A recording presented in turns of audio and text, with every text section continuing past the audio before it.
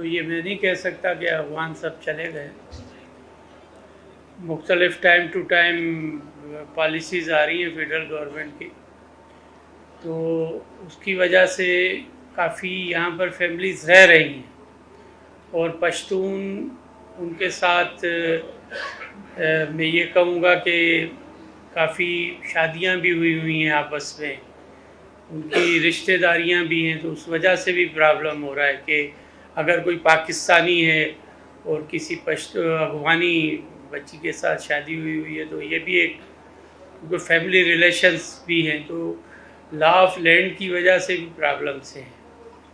और एक पॉलिसी जो है गवर्नमेंट टाइम टू टाइम देती है, तो उस वजह से ये प्रॉब्लम हो रहा है। और यकीनन आपकी ये बात भी ठीक है कि कराची में मशरूम ग्रोथ तो हो रही है, सिर्फ अफगानी की नहीं है, लेकिन और भी पाकिस्तान के मुख्तलिफ़ इलाक़ों से और दुनिया के और भी